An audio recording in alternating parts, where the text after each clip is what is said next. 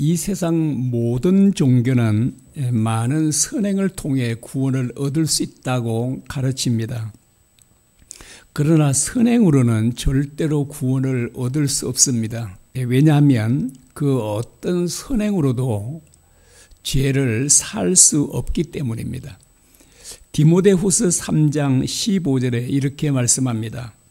또 어려서부터 성경을 알았나니 성경은 능히 너로 하여금 그리스도 예수 안에 있는 믿음으로 말미암아 구원에 이르는 지혜가 있게 하느니라. 성경은 죄를 지은 우리 인간이 어떻게 구원을 얻을 수 있는지를 가르쳐 줍니다. 그래서 교회들을 다니지 않고 집에서 성경만 읽고 예수님을 믿어 구원 얻은 사람들이 꽤 많이 있습니다. 심지어 감옥에서도요, 그런 일이 일어납니다. 교회를 한 번도 다니지 않았는데 감옥 안에서 성경을 읽고 예수님을 믿고 구원 얻은 사람들이 종종 일어나고 있습니다. 자, 성경은 이와 같이요, 우리 인간들을 구원에 이르게 하는 책이다라고 말합니다. 자, 그런데 정말 또 아이러니한 것은요, 어릴 때부터 죽을 때까지 성경을 읽고 성경을 공부했던 많은 사람들 가운데도 구원을 얻지 못한 사람들이 많이 있다는 것입니다. 그 대표적인 사람들이 바로 유대인들입니다. 유대인들은 어릴 때부터 아이들에게 하나님의 말씀, 성경을 읽게 하고 그 성경을 가르칩니다. 그리고 유대인들은 학교 가서도 성경을 배우게 합니다. 이 세상에서 유대인들처럼 율법을 철저히 지킨 사람들이 없을 것입니다. 그러나 놀랍게도 그들은 하나님으로부터 어렵담을 받지 못했습니다. 그래서 이것은 정말 참 저도 납득하기가 어렵습니다. 왜 그렇게 어릴 때부터 성경 보고 공부하고 그렇게 일평생 그렇게 율법을 지킨 사람들이 어떻게 구원을 받을 수 없다는 말인가라고 하는 것입니다. 제가 순전히 제 생각입니다. 제가 생각에는 이 세상 모든 사람들이 다 구원을 못 받아도 유대인들만은, 이스라엘 사람들만은 구원을 받아야 한다고 생각합니다. 왜냐하면 그들은 성경을 거의 다 외우다시피 하고요, 자신의 전 인생을 걸고 하나님의 율법을 지키지 않았습니까? 그런데 정반대로 나타난 겁니다. 극소수의 유대인들만 구원을 얻고 나머지 다수의 유대인들은 구원을 얻지 못합니다. 여러분, 1등으로 구원받아야 될 이 유대인들이 왜 구원을 받지 못했는가라고 하는 것입니다. 그 이유를 바로 오늘 본문 말씀에서 가르쳐주고 있습니다. 자, 오늘 본문 말씀 로마서 3장 20절입니다. 20절을 보겠습니다. 그러므로 율법의 행위로 그의 앞에 어렵다 하심을 얻을 육체가 없나니 율법으로는 죄를 깨달음이니라. 자, 유대인들이 왜 구원을 얻지 못했는가? 왜 하나님으로부터 어렵다함을 받지 못했는가 하면 그들은 율법을 지킴으로 어렵다함을 받으려고 했기 때문이다라고 합니다. 로마서 10장 3절에 이렇게 말씀합니다. 그들은 하나님의 의를 모르고 스스로 어렵게 되려고 애쓰며 하나님의 의에 휩써 복종치 아니하였느니라라고 합니다. 여러분, 이스라엘 사람들은 하나님의 의를 몰랐다고 합니다. 하나님의 의는 예수님을 믿음으로 어렵담을 받는 걸 말하고 있는데요, 그걸 몰랐다고 합니다. 그들은 스스로 어렵담을 받으려고 정말 노력하고 애썼다라고 이렇게 말하고 있습니다. 제가 이제 이 말씀을 이번에도 준비하면서, 유대인들은 너무나도 성경을 잘 알고 있고 그렇게 많이 공부했는데 어떻게 사람이 믿음으로 말미암아 어렵담을 받는 이 진리를 깨닫지 못했을까라고 하는 겁니다. 특별히 유대인들의 조상은 아브라함이지 않습니까? 그들의 조상 아브라함이 믿음으로 어렵담을 받았다는 것을 창세기 15장에 기록되어 있습니다. 여러분, 유대인들이 그걸 몰랐을까요? 아마 수백 번, 수천 번도 읽었을 거예요. 그들의 조상이 하나님을 믿음으로 어렵담을 받았다는 이 말씀이 기록된 말씀을 그렇게 많이 읽었음에도 불구하고 그들은 눈이 감긴 겁니다. 여러분, 이게 눈이 감기면 성경을 달달 애운다 해도 이 믿음으로 말미암아 어렵담을 받는 것을 깨닫지 못한다는 사실입니다. 여러분, 저는 이 말씀을 내가 이번에 준비하면서도 얼마나 정말 안타까웠는지 모릅니다. 어떻게 그 유대인들이 그렇게 율법을 지키려고 했었고 그렇게 성경을 많이 보았고 공부했던 그 사람들이 구원에 이르지 못한다는 것에 대해서는 정말 너무나도 안타까웠습니다. 여러분, 주님과 사도들도 그들을 이것을 깨우치기 위해서 참 많이 가르쳤습니다. 그러나 그들은 이 진리를 깨닫지 못한 겁니다. 여러분은 믿음으로 말미암아 어렵담을 받는 이 진리를 깨달으셨습니까? 이거는 정말 어마어마한 일이라는 거 사실이에요. 얼마나 큰 축복인가 하는.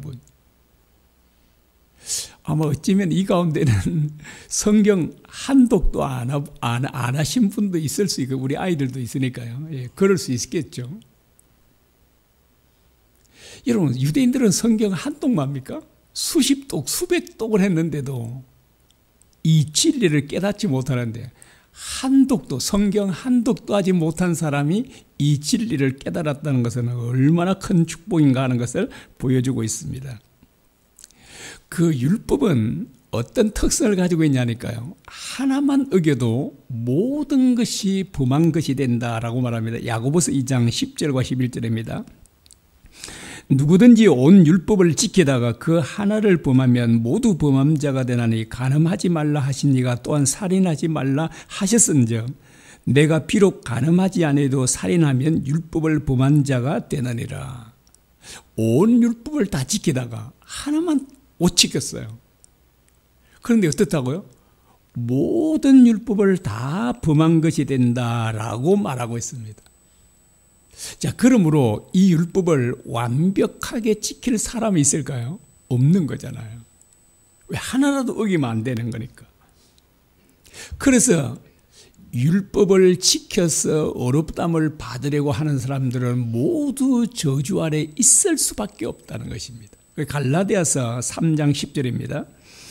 무릇 율법 행위에 속한 자들은 저주 아래 있나니 기록된 바 누구든지 율법책에 기록된 대로 모든 일을 항상 행하지 아니하는 자는 저주 아래 있는 자라 하였음이라 라고 말합니다. 그러므로 율법으로는 누구든지 어렵담을 얻을 수가 없다라고 말합니다. 이제 앞에서 말씀드렸습니다. 유대인들은 정말 성경 전체를 거의 애우다시피 했다 그러지 않습니까? 그런데 그들은 성경을 바로 알지 못했습니다. 성경을 많이 아는 것도 물론 중요하죠. 물론 중요하지만 성경을 많이 아는 것보다 성경을 달달 다 애우는 것보다 더 중요한 게 무엇일까요? 성경은 바르게 아는 것입니다. 성경을 바로 알지 못하면 성경 전체를 다 애운다 할지라도 그것은 우리에게 아무런 유익을 주지 못한다는 사실입니다. 율법은 완벽하게 지켜서 어렵담을 받게 하기 위해서 주신 것이 아니라 죄를 깨닫게 하려고 주셨다라고 합니다. 20절 하반절에 말하죠. 율법으로는 죄를 깨달음이니라 라고 말합니다. 만일 율법이 없었으면 죄가 무엇인지를 깨닫지 못했을 것입니다. 그런데 율법을 완벽하게 지키려고 하면 할수록 우리 자신의 죄임됨과 무능력함을 깨닫게 되는 것입니다. 그래서 율법은 우리가 무능력한 죄님을 깨닫게 해서 우리를 그리스도에게로 인도하는, 옛날 성경은 몽학성생이라 그랬습니다. 뭐 가정교사, 초등교사다라고 말합니다. 갈라디아서 3장 20절입니다. 이같이 율법이 우리를 그리스도께로 인도하는 초등교사가 되어 우리로 하여금 믿음으로 말미암아 어렵담을 얻게 하려 함이라 라고 합니다. 율법은 우리가 참 죄인임과 무능력함을 깨닫게 해서 우리를 그리스도에게로 인도하는 역할을 하는 것이 바로 율법이다 라고 말합니다.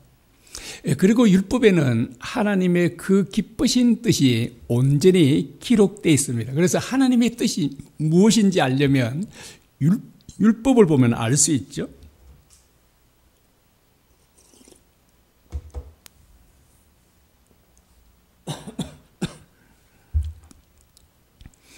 그 유대인들은 율법을 주신 목적을 잘못 이해하는 바람에 그들은 그릇된 길로 가버리고 말았습니다. 정말 안타까운 일이 아닐 수가 없습니다. 그런데 오늘날도 바리새인들처럼 신앙생활을 하는 사람들이 의외로 많다는 사실입니다. 옛날 율법을 철저히 지켰던 바리새인들과 서기관들이 오늘날 우리 한국 교회에 오면 사람들로부터 어떤 평가를 받을까요? 아마 그 당시 예수님 당시 그 바리새인들과 서기관들이 우리 한국 교회, 지금 2000년이 지난 오늘 우리 한국 교회를 다닌다면 사람들은, 목사님들은 그 사람들을 어떻게 평가할까요? 이렇게 평가할 것입니다. 아마 저 사람들은 가장 신앙생활을 잘하는 사람들, 가장 하나님을 잘 믿는 사람들이라고 평가할 것입니다. 사람들은 대부분 예배에 빠지지 않는 사람, 그리고 새벽마다 새벽 기도를 하는 사람, 이런 사람들은 대부분 믿음이 좋다 또는 신앙생활을 잘한다라고 말합니다. 그러나 주님 말씀에 의하면 그런 사람들 가운데도 신앙생활을 잘못하는 사람들이 상당히 많이 있다는 것입니다. 물론 이제 예배생활 잘하고 기도생활 잘하는 사람 가운데, 그들 가운데 진짜 믿음이 좋은 사람들이 대부분 많이 있죠. 그러나 그렇게 그 예배생활과 기도생활을 잘하는 사람 가운데도 진짜 신앙생활을 잘못하는 사람들이 많이 있다는 것입니다. 그 사람들이 누구냐니까 바로 대표적으로 바리새인들과 서기관들입니다. 자, 조금 전에 제가 말했습니다. 이 바리새인들과 서기관들이 오늘날 2000년이 지나는 오늘날 우리 한국 교회를 다니면 목사님들이든 모든 성도님들은 진짜 저 사람들은 하나님을 잘 섬기는 사람들, 그렇게 평가했을 거 아닙니까? 그런데 주님은 아니라고 하십니다. 그렇게 열심히 성경 공부하죠. 열심히 성경 읽고 그렇게 율법을 철두철미 지키는 그 사람들이 왜 신앙생활을 잘못했다는 건가? 여러분, 도대체 그 바리새인들과 서기관들의 문제는 뭘까요? 그래서 오늘날도 바리새인 같은 사람들이 많이 있는데 우리도 그 사람일 수 있다는 사실을 기억해야 합니다. 그래서 우리가 우리 자신들의 신앙을 잘 점검해 봐야 합니다. 나는 그냥 예배에도 빠지지 않고 새벽 기도도 하고 이렇게 열심히 하고 있는데 내가 무슨 잘못한 게 있을까라고 하는데 그렇지 않다는 거예요. 주님의 평가는 다르죠. 주님의 평가는 다릅니다. 자, 그러면 이 바리새인들과 서기관들의 문제는 무엇일까요? 그들의 문제가 복음서에 기록되어 있습니다.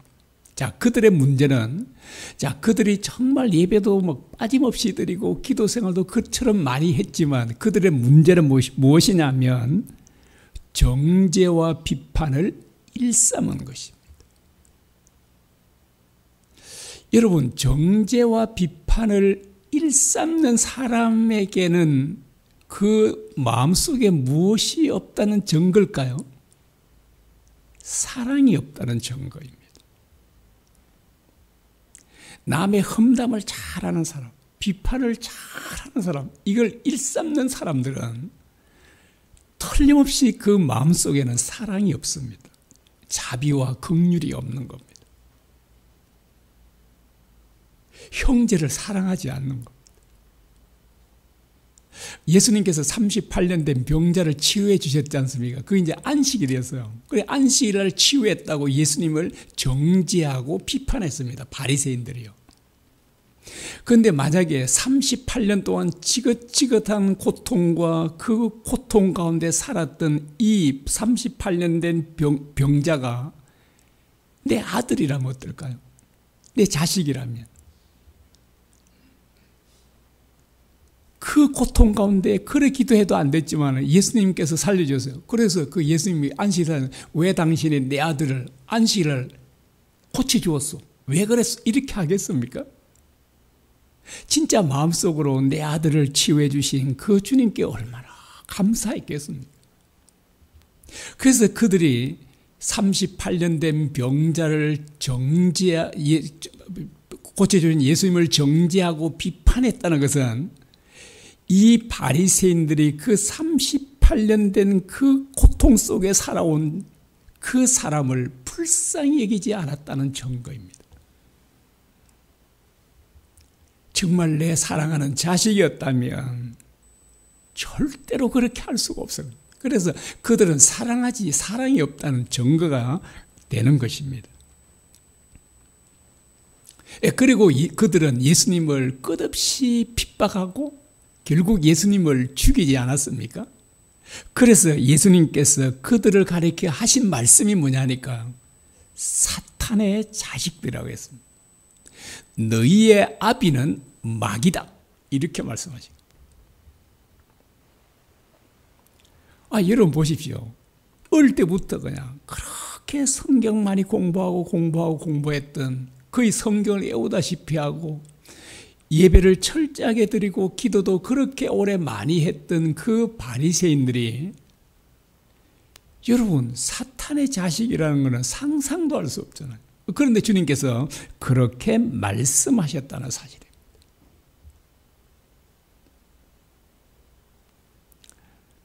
그 주님의 제자의 징표가 무엇일까요? 하나님 자녀라는 징표가 무엇일까요? 그건 한마디로 말하면 사랑입니다. 능력이 아니에요.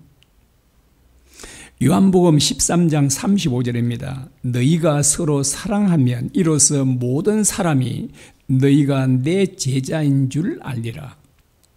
주님께서 하신 말씀이죠. 너희가 서로 사랑하면 이로써 모든 사람들이 너희가 내 제자인 것을 알 것이다. 너희가 하나님의 자녀인 것을 알 것이다 라고 합니다.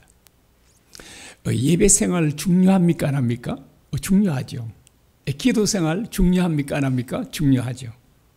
그러나 예배 생활보다 기도 생활보다 더 중요한 것이 무엇이라고요? 사랑입니다. 형제를 사랑하지 않는 사람은 바리새인과 같은 사람입니다. 그리고 바리새인과 같은 사람은 주님께서 말씀하셨죠. 너희의 아비는 마귀니라. 마귀와 같은 사람이라는 사실. 하나님을 믿는 사람 가운데 마귀와 같은 사람이 있습니까? 있죠. 주님께서 너무나도 분명하게 말씀했죠. 너희 아비는 마귀다. 너희는 사탄의 자식들이다. 그러면 그 예수님 당시만 있었을까요? 오늘날은 없을까요? 오늘날도 목사님들 가운데도 사탄의 자식이 있습니다. 교회 다니는 성도들 가운데도 사탄의 자식이 있습니다. 어떠하면요? 형제를 사랑하지 않으면. 이 사탄은 주님과 같은 놀라운 능력을 갖고 있었습니다. 그래서 사탄은 하늘에서 불이 떨어지기도 할 능력을 갖고 있었거든요. 그런데 이 사탄에게 주님에게 있는 것 가운데 없는 게 있었죠. 뭐죠? 사랑이에요. 주님에게는 사랑이 풍성했지만 사탄에게는 없는 것입니다. 그래서 이 사탄은, 사랑이 없는 사탄은 우리 인간들을 끊임없이 파멸시키려고 하는 겁니다.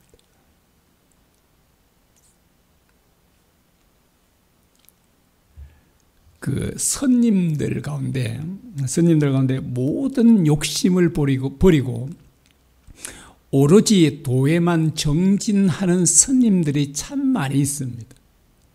저는 좀 이런 선님들을 정말 존경에 마지 않습니다. 그리고 제가 좋아하는 선님, 특별히 두 분을 꼽으라고 하면 성철 선님, 법정 선님입니다.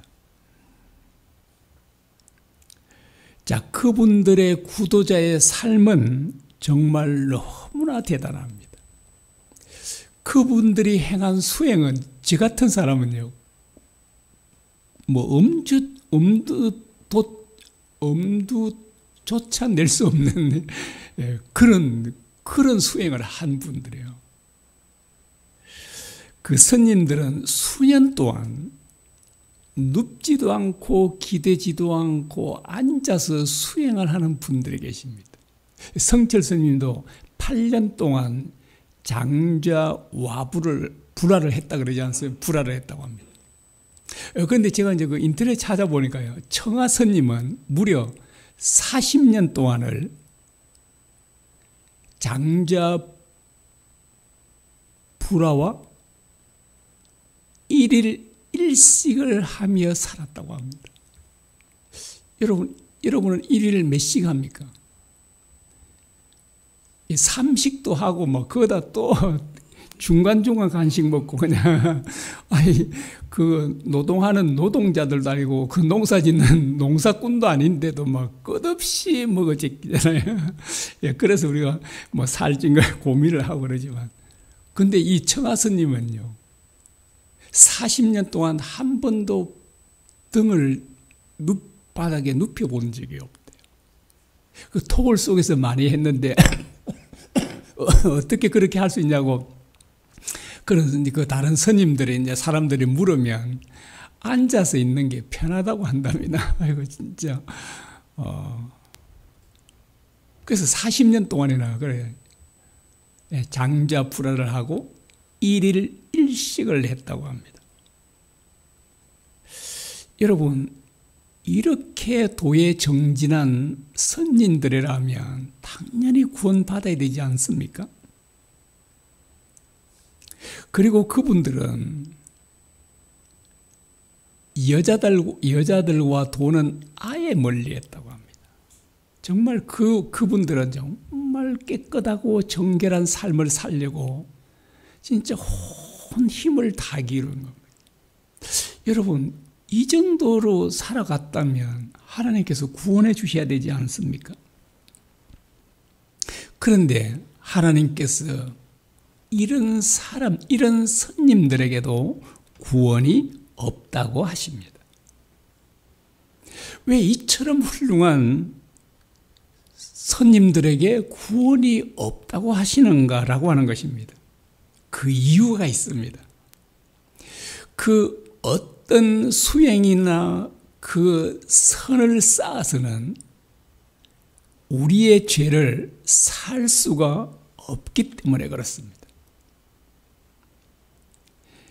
어떤 사람이요, 태어날 때부터 그리고 죽을 때까지 100년 동안 정말 피나는 수행을 하고 오로지 선만 쌓았던 사람이라 할지라도 그 사람의 수행과 그 사람의 선행으로는 죄를 없이 할 수가 없습니다. 왜 그러냐 하면 죄는 피가 아니고는 살 수가 없기 때문에 그렇습니다. 그래서 히브리서 9장 22절에 이렇게 말씀합니다. 피 흘림이 없은즉 사함이 없느니라. 피가 아니고는 우리 인간들이 지은 죄를 살 수가 없다라고 합니다. 성경의 피는 곧 생명이다라고 합니다. 이게 피는 뭐라고요? 생명이라고 합니다. 그런데 피를 흘린다는 말은 무슨 말이에요? 생명을 죽인다는 말입니다. 그러므로 죄는 오직 생명으로만 그 대가를 갚을 수 있다는 것입니다. 자, 죄는 무엇으로 갚을 수 있다고요? 오로지 생명. 그래서 내가 죄를 지면 반드시 내가 죽음으로써 갚아야 하는 것입니다. 그러므로 어떤 도를 행하든 수행을 하든 진짜 그 선행을 태산보다 크게 쌓더라도 그 쌓은 선행이, 그 엄청난 수행이 우리 죄를 없앨 수가 없다는 얘기입니다. 그래서 사람들은 죄를 지면 반드시 어떻게 되나요? 그 죄의 대가로 죽어야 한다는 것입니다. 그래서 로마서 6장 23절에 이렇게 말씀합니다. 죄의 삭은 사망이요라고 합니다. 죄의 대가는 사망이다 라고 이렇게 말합니다. 그래서 죄를 지은 우리 인간들은 모두 죽어야 하고 지옥으로 가야 합니다. 이것이 모든 인간들의 운명입니다. 자, 생명으로 갚아야 할 죄의 대가를 수행이나 선행으로 갚을 수 없다고 했습니다. 그러면 자, 그 피나는 수행으로도 안 되고 그 태산처럼 정말 큰 선행으로도 우리 죄를 씻을 수 없다면 우리 죄는 영원히 씻을 길이 없는가라고 하는 질문을 해볼 수 있잖아요. 있습니다. 하나님께서 그것을 우리 인간들에게 우리 죄를 씻을 길을 마련해 주셨습니다. 그것이 바로 오늘 본문 말씀입니다. 로마서 3장 21절과 22절입니다. 이제는 율법에 하나님의 한 의가 나타났으니 율법과 선지자들에게 증거를 받은 것이라. 곧 예수 그리스도를 믿음으로 말미암아 모든 믿는 자에게 미치는 하나님의 은이 차별이 없느니라. 그 율법과 상관없는 하나님의 한 의가 나타났다 이렇게 합니다. 앞에 얘기했죠. 율법으로는 어떻게 해도 그렇게 어렵다움을 받을 수 없다 그랬습니다. 어떤 노력을 해도요. 그런데 율법과 아무 상관이 없는, 우리의 행함과 상관이 없는 하나님의 한 의가 나타나는데 그 의는 율법과 선지자들에게 증거를 받은 것이다 라고 말합니다. 그래서 이 하나님의 의는 무엇이냐면 예수님을 믿음으로 말미암아 얻는 하나님의 의를 말합니다. 자, 앞에서 말씀드렸습니다. 앞에서 하나님께서는요, 초인적인 수행을 행한 스님들을 어렵다 하지 않으셨죠. 그리고 엄청난 선행을 행한 사람도 어렵다 하지 않으셨습니다. 그리고 율법을 어릴 때부터 철저히 지킨 바리새인들을 어렵다 하지 않으셨습니다. 그런데 하나님께서 오직 이 사람들을 어렵다고 해주시는 겁니다. 어떤 사람이라고요? 바로 하나님께서 보내신 하나님의 아들이신 예수님을 믿는 사람들은 너는 어렵다. 내 죄를 사해준다. 이렇게 말씀하시는 것입니다. 그런데 이제 질문이 또 생길 수 있지 않습니까? 왜 하나님께서는 그 피나는 수행을 하는 스님도 어렵다 하지 않으시고 어릴 때부터 율법을 철저히 지키는 바리새인들도 어렵다 하지 않으시고 엄청난 선을 쌓은 사람도 어렵다 안 해주시는데 왜 예수님을 믿으면 어렵다고 해주시는가라고 하는 질문을 해볼 수 있잖아요. 왜 그럴까요? 그 이유가 있습니다. 그냥 하나님께서 까닭 없이 해주는 게 아니라 그 이유가 있는데 그 이유는 무엇이냐면 우리가 마땅히 치루어야 할 그 대가를, 자, 우리 죄를 지으면 우리 생명으로 갚아야 된다 그러잖아요. 우리 목숨으로 갚아야 되는데 우리 생명으로 갚아야 할 내가 지은 죄를 대신해서 하나님의 아들이신 예수님께서 대신 죽으셨다는 거예요. 갚아주셨다라고 하는 것입니다. 그것이 바로 오늘 24절과 25절입니다. 그리스도 예수 안에 있는 속량으로 말미암아 하나님의 은혜로 값없이 어렵다 하심을 얻은 자 되었느니라. 이 예수를 하나님이 그의 피로써 믿음으로 말미암는 화목제물로 세우셨으니라고 합니다. 예수님의 피값으로 우리를 속량했다, 이 말은 사주셨다 이런 말이거든요. 그리고 예수님의 피로써 우리를 화목 제물이 되게 했다라고 합니다. 자, 우리 인간이 죄를 짐으로 하나님과 화목이 깨어져 버렸죠. 그런데 예수님께서 흘리신 피로 말미암아 우리를 화목 제물이 되다, 화목하게 하셨다, 이렇게 말씀하고 있습니다. 하나님과 화목을 깨뜨리는 이 죄를 없애는 유일한 비결은 예수님을 믿는 것입니다. 예수님 피밖에 없다라고 그렇게 말합니다. 그러므로 예수님께서 우리 대신 죽으심으로 우리가 치러야 할 그 대가를 치르지 않게 되었다라고 합니다. 예를 들어서 우리 사랑하는 자녀들이 예를 들어서 빚을요 1,000조 원을 졌습니다. 1,000조 원을 갚을 수 있는 사람 아무도 없잖아요. 그런데 아버지가 1,000조 원보다 훨씬 많은 돈을 가지고 있는 겁니다. 그래서 그 아들 대신해서 1,000조 원의 빚을 이자하고 다 갚아줬습니다. 그러면 내 아들, 내 자녀는 빚이 있습니까? 없습니까? 없어요. 자, 단돈 10,000원도 갚지 않았지만 없어요. 왜요? 내 대신 우리 아버지가 다 갚아주었기 때문입니다. 그와 같은 원리로 우리가 그 생명으로 대가를 치러야 될 그 죄값을 예수님의 생명을 우리 대신 그 대가를 치르셨다라고 그렇게 말합니다. 그래서 예수님을 믿으면 누구도 어렵담을 받지 못한 사람들이 수행으로도 선행으로도 율법을 지킴으로도 할 수 없는 것을 예수님을 믿을 때 예수님의 그 피로 말미암아 우리 죄를 다 사해 줄 수가 있다라고 하는 것입니다. 자, 이것을 가장 잘 보여주는 것이 바로 유월절 사건이죠. 하나님께서 이스라엘 백성들에게 어떻게 하면 죽음의 재앙으로부터 살릴 수 있는지를 가르치셨습니다. 그래서 하나님께서 어린 양을 잡아서 그 피를 대문에 바르면 죽음의 재앙이 그 집에 임하지 않을 것이다 라고 했습니다. 그래서 이스라엘 백성들은 하나님의 말씀을 믿고 양을 잡아서 그 피를 문설주 이렇게 대문에 발랐습니다. 그리고 하나님께서 그날 밤에 그 죽음의 재앙을 전 애굽 땅에 내리는데, 자, 애굽 땅에 같이 이스라엘 백성이 살고 있었지만 그들에게는 죽음의 재앙이 임하지 않았습니다. 그런데 이스라엘 사람들에게는 죽음의 재앙이 임하지 않은 곳이 없었다, 아는 집이 없었다라고 합니다. 출애굽기 12장 29절에서 30절을 보겠습니다. 밤중에 여호와께서 애굽 땅에서 모든 첨난 것 곧 왕이 앉은 바로의 장자로부터 옥에 갇힌 사람의 장자까지와 가축의 첨난 것을 다 치심해 그 밤에 바로와 그의 모든 신하와 모든 애굽 사람이 일어나고 애굽에 큰 부르짐이 있었으니 이는 그날에 죽임을 당하지 아니한 집이 하나도 없었음이더라. 애굽 사람들의 모든 집은 초상이 난 거예요.